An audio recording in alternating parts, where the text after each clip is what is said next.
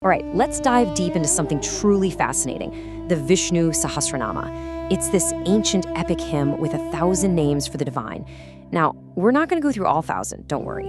We're just going to look at 10 of them, from names 6 to 15, and you'll see how these ancient words build this incredibly profound vision of the universe.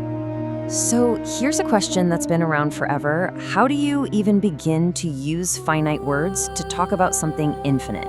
And the answer you get from the Sahasranama, well, it's not some simple one-line definition. It's more like a collage, a huge mosaic being built one piece, one name at a time. And each name reveals a totally new facet of reality. Our journey kicks off with the universe itself. And the first few names we're going to look at, they don't describe some far-off, distant creator just watching from the sidelines.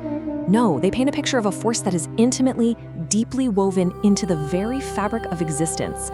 So welcome to our first act, the Cosmic Sustainer. In this first part, we're unpacking 4 names that really take us on a journey. We're going to start with this idea of an external supporter of the cosmos, and then we're going to drill down deeper and deeper until we get to the very essence of what it means to exist. So first up, we have Bhutabhrit. The best way to think about this is like the fundamental support structure of reality. You know, it's that invisible force that's holding planets in their orbits and keeping atoms from flying apart. This isn't about creating something and walking away, it's about constantly bearing the weight of it all, literally preventing the entire cosmos from collapsing into chaos. Okay, so from just holding things up, we move to something more active, more like nurturing. Bhutabhrit takes this concept a big step further. This name means the one who creates and nurtures all beings. So this isn't just passive support anymore. It implies a direct, caring, and continuous involvement in making sure all of life can flourish. And here, this is where things take a really dramatic turn inward. With the name Bhutatma, which means the soul of all beings, the divine is no longer some external force. It's revealed to be the innermost reality, the very consciousness, the Atman, that lights up every single living thing, you know, from a tiny blade of grass all the way to you and me. And all of this leads us to the name Bhava, which is maybe the most foundational idea yet. It means pure existence, beingness itself. It's the reality that just is, the absolute ground from which everything else springs into being. So think about that. In just 4 names, we've journeyed from an external sustainer to an internal soul, and finally, to the very bedrock of existence. And this is such a brilliant pivot in the whole philosophy, right? We've just been exploring the divine's relationship with our world, the active, changing, material world. But now, the hymn just flips the script. It turns its focus inward, to the nature of the supreme self itself, a reality that's described as eternal, pure, and totally absolute. Right, so that brings us to Act 2. And here, we're shifting our focus completely. We're moving away from the divine's role in the world, and we're exploring its own intrinsic nature. We're now looking at the ultimate spiritual destination, the pure, unchanging goal. So, the next batch of names, they're gonna paint us a picture of what this ultimate state is actually like. We'll look at 5 names that describe its absolute purity, its transcendence, and its role as the final destination for our own spiritual journey. First up, Puratma, meaning the one with a pure essence. Now, this is a really key distinction. When we say pure, we're not talking about it in a moral sense, like good versus evil. No, we're talking about something metaphysical.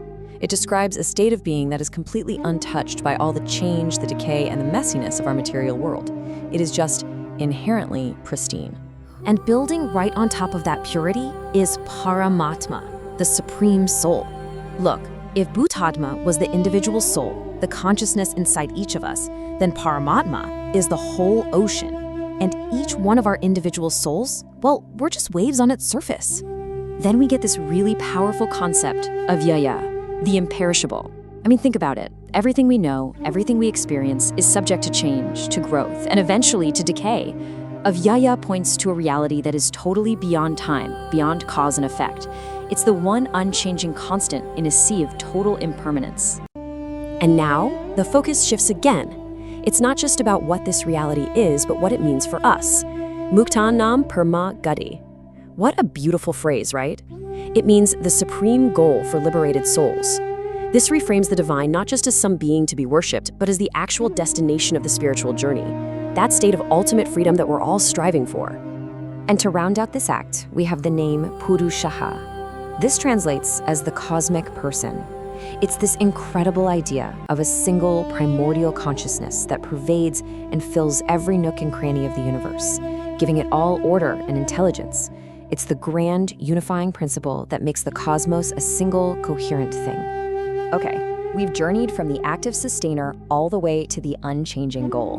And now, for our third and final act, we're arriving at what might be the most subtle, the most profound concept of them all, the idea of a reality that is just pure, detached consciousness.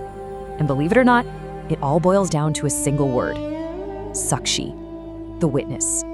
After all those names describing action and essence and cosmic purpose, we land on this simple yet profound idea of pure, passive observation. So what does that even mean, to be the witness? Well, it's the unseen seer behind your own eyes. It's the unheard hearer behind your ears.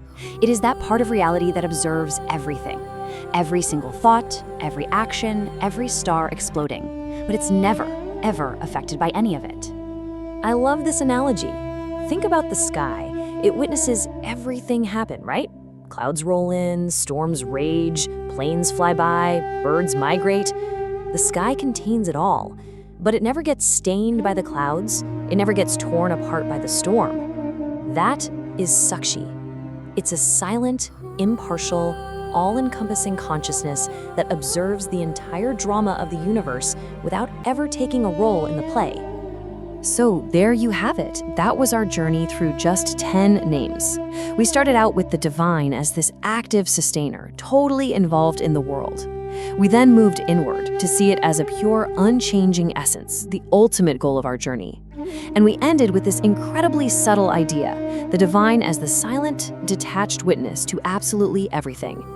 Which leaves us with one final and kind of mind-bending question to chew on. If the deepest layer of your reality, your truest self, is just a silent, unchanging witness, then who's the actor in your story?